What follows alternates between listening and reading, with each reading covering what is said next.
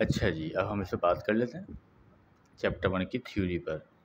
देखो चैप्टर 1 की थ्योरी में साफ-साफ यहाँ पे लिखा हुआ है कि लॉ ऑफ ट्रेड 19 में 13 में स्टेटमेंट आ चुका है ना, तो स्टेटमेंट आपको भी याद करना है, ठीक है ना। According to this law in a set of 3 element atomic mass of central atom is approximate the arithmetic mean of other 2 elements. ड्यूविलियर्स ने अपने तरीके से इसको अरेंज किया था और इस तरीके से अरेंज किया था कि इसने 3-3 का पेयर बनाया था। ट्रेड का मतलब भी होता है 3, ट्रेड का मतलब ही क्या होता है 3, ये भी पूछते हैं एमसीक्यू में कि ट्रेड का मतलब क्या होता है। तो इनके ट्रेड के हिसाब से इन्होंने इस तरह अरेंज किया था कि अगर इसके मास को और इसके मास को प्लस करके 2 से डिवाइड करो तो बीच वाले का मास आ जाएगा। इस तरीके से इन्होंने इसको अरेंज किया था अपने स्टाइल में, अपने तरीके में। लेकिन जाहिर सी बात है 3-3 के पेयर बनाए थे इन्होंने। अब अगर आज 100 एलिमेंट हैं तो 30 हो जाता है ना, वो तो 30, 32, 33, तो इनको याद करना बड़ा मुश्किल होता। तो ये उस वक्त तक तो बेहतरीन था जब ज़्यादा एलिमेंट डिस्कवर नहीं हुए थे, लेकिन बाद में ये तरीका हर जगह फुलफ़िल नहीं हो रहा था, इसे हटा दिया गया। उसके बाद एक दूसरा हमारे पास आता है Newlands law of octave. Octave का मतलब होता है आर्ट। तो न्यूलैंड वो ज़बरदस्त शानदार बंदा था जिसने पहली दफ़ा किसी ग्रुप की बात की, इसने ब्लॉक की बात की, पहली दफ़ा एक पीरियोडिक टेबल से इसने कोई बात की, ठीक है। इसका स्टेटमेंट क्या था, आपने सिर्फ स्टेटमेंट याद करना है। On increasing order of 3 atomic mass their atomic masses in a period in periodic properties of every 8 elements are repeated. इन्होंने एटॉमिक मास के हिसाब से अरेंज कर दिया और उन्होंने कहा हर हर आठ की प्रॉपर्टीज़ क्या होंगी, सेम होंगी। लेकिन वो सेम नहीं थी, कुछ नुकसान थे उसमें, ठीक है ना, वो सेम नहीं थी। स्टेटमेंट आपके सिर्फ काम का है, आपने इसके अलावा कुछ भी याद नहीं करना। तीसरा बंदा मेरे पास है लोथर मेयर। इन भाई साहब की बस ये बस इनका ड्रॉप बैक था, इनका फॉल था ये कि जिस ईयर में इन्होंने अपना लॉ पब्लिश किया उसी ईयर में मेंडेलीव ने भी अपना लॉ पब्लिश कर दिया, अपना periodic law periodic table publish किया। इनका था ग्राफ, उसका था पूरा ग्रुप पीरियड वाला टेबल। तो जाहिर सी बात है ग्राफ को तो वैसे ही समझना मुश्किल है ना भाई। तो ये इतना बुरा फ्लॉप हुआ था, जैसे कोई इंडिया की फ़िल्म जैसे फ्लॉप हो जाती है ना, बिल्कुल फ्लॉप पिट गया था लोग। तो इसको तो कर दें साइड पे, स्टेटमेंट आप याद कर लेंगे। इन्होंने ऐसे ग्राफ के तौर पर अरेंज किया था जिसके पीक पे अल्कली मेटल आ रहे थे। देखो लिखा हुआ भी यहाँ पे कि ग्राफ में जिनकी पोजीशन सेम होगी ना उनकी प्रॉपर्टी सेम होगी। जैसे ये Li ऊपर है, Na ऊपर है, K ऊपर है, ये ऊपर है। लेकिन ग्राफ की पढ़ाई वैसे ही इतनी मकबूल नहीं हो पाती, अगर टेबुलर फॉर्म ज़्यादा बेहतर होती है, इससे तो उनको कर दें साइड पे। फिर आप आ जाएंगे मेंडलीफ पे। मेंडलीफ का स्टेटमेंट आपने पेपर के लिए याद करना है, बहुत काम की चीज़ है। According to this law properties of element are periodic function of their atomic masses. इन्होंने कहा था कि जो प्रॉपर्टीज़ होती हैं, पीरियोडिक फंक्शन है किसकी, एटॉमिक मासेस की। पीरियोडिक फंक्शन का मतलब है डिपेंड करती हैं, यानी जो प्रॉपर्टीज़ हैं वो किस पे डिपेंड करती हैं, एटॉमिक मासेस पे, increasing order of atomic masses पे।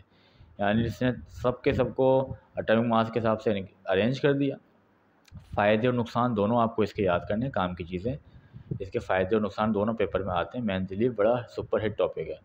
Mendeleev arrange all the element in the on the basis of their properties discovered at that time. भाई उस वक्त जितने भी थे, ओके। इसने एक काम बड़ा और मशहूर किया था, बहुत ज़बरदस्त काम किया था कि इसने आइंदा आने वाले एलिमेंट जो डिस्कवर होंगे उनकी जगह छोड़ दी थी इसने। जैसे लिखा हुआ है ना, ब्लैंक फ्री स्पेस, यानी अगर कल को 1 आध साल बाद कोई एलिमेंट डिस्कवर होगा तो वो यहाँ पे आके बैठेगा, उसकी प्रॉपर्टीज़ ऐसी ऐसी होंगी, उसके नाम तक उन्होंने बता दी थी कि ये नाम होंगे उनके। यानी ये समझ इतनी बड़ी बात है कि आज हम किसी का बच्चा पैदा होने से पहले प्रेडिक्शन करते हैं कि जो बच्चा इनका पैदा होगा वो बड़ा सच्चा होगा और उसमें ये खासियतें होंगी। कितनी बड़ी बात है, तो ये इसकी बहुत बड़ी बात थी। नुकसान क्या था, अब इसने एटॉमिक नंबर के हिसाब से, एटॉमिक मास के हिसाब से अरेंज किया ना। अब जब इसने एटॉमिक मास के हिसाब से अरेंज किया तो कहानी क्या थी कि भाई 39 के बाद 40 आना चाहिए। तो इसने एक जगह किया 49 के बाद 39, बाकी तरतीब वही, मिसाल के तौर पर समझा रहा हूँ मैं तुम्हें। अब इसके बाद तो यार क्या आना चाहिए था, इसके बाद तो ये आना चाहिए था ना, ये तो नहीं आना चाहिए, तो इसने ये डाल दिया। तो ये अपनी ही बात के क्या चला गया, खिलाफ चला गया, अपनी बात के खिलाफ हो गया। फिर जब इससे पूछा ना कि यार ये तुम अपनी बात के खिलाफ जा रहे हो, तो इसने कहा हाँ यार ये मैं अपनी बात के खिलाफ तो जा रहा हूँ, लेकिन ये नहीं है कि ये पहले आएगा और ये बाद में आएगा, ऐसा नहीं है। उसने कहा आएगा तो यही पहले, लेकिन हमसे कोई ना कोई गलती हो रही है, मैं क्या करूँ, मैं फंस गया यहाँ पे। तो ये अपने ही लॉ में फंस गया था, क्योंकि जाहिर सी बात है एटॉमिक मास के हिसाब से अरेंज करना गलत था। लेकिन भाई ने ये नहीं कहा कि नहीं गलती कर दी, गलती। उसने कहा नहीं यार नहीं, आएगा यही पहले, आएगा यही पहले, 40 वाला पहले आएगा, 39 वाला बाद में आएगा। लेकिन हमसे कोई बात जो है ना हिडन है, छुपी हुई हमसे कोई ना कोई बात। बहुत बड़ी बात थी भाई वो, कोई बंदा मान ले बहुत बड़ी बात होती है। और इसमें एक बात ये थी कि इसने जो अपना ट्रांसलेशन एलिमेंट है उनकी जगह नहीं बताई थी। तो इसके फ़ायदे और नुकसान आपको याद करने होंगे, मैं अभी बिल्कुल तरीके से आपको ग्रुप पे भेज दूँगा, वो आपने याद करना होगा। इसके बाद आया मोज़िले साहब, इतना मशहूर नहीं है लेकिन बंदा आया, उसने मेंडलीव के काम को पकड़ा, मेंडलीव के काम को पकड़ा और कैसे अरेंज कर दिया, एटॉमिक नंबर के हिसाब से अरेंज कर दिया। जैसे ही एटॉमिक नंबर के हिसाब से अरेंज किया, सारी की सारी बातें ओके हो गई, मसला ही ख़त्म हो गया भाई, मसला ही ख़त्म हो गया। मसले ही क्या हो गया, ख़त्म। तो उसने कहा कि एटॉमिक नंबर के हिसाब से अरेंज करेंगे, जितने मसाइल आ रहे थे सारे के सारे ख़त्म हो गए, इनकी जगहें भी ठीक हो गई, सब ओके हो गया और ये बन गया हीरो। इसकी मिसाल सुने, 10 साल से हम लोग पढ़ा रहे हैं, 10 ईयर आती थी इकरा की।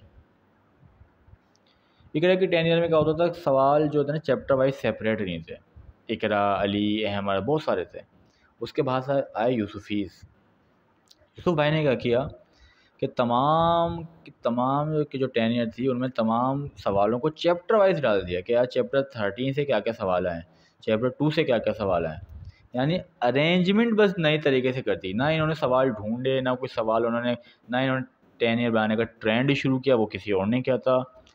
इन्होंने क्या किया, अरेंजमेंट कर दी, और अरेंजमेंट ऐसी की कि सुपर हिट हो गए। मैन मोज़िले हैं, आज के ज़माने के मोज़िले हैं ये, हर बंदा बोला इन्हीं की से हम 10 ईयर चाहिए, समझ लेना बात को।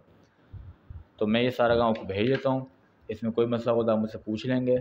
और इसमें एक सवाल आता है, उस सवाल को मैं आपको दिखा देता हूँ, long form of periodic table, वो मैं अलग से आपको भेजता हूँ अभी, सही है।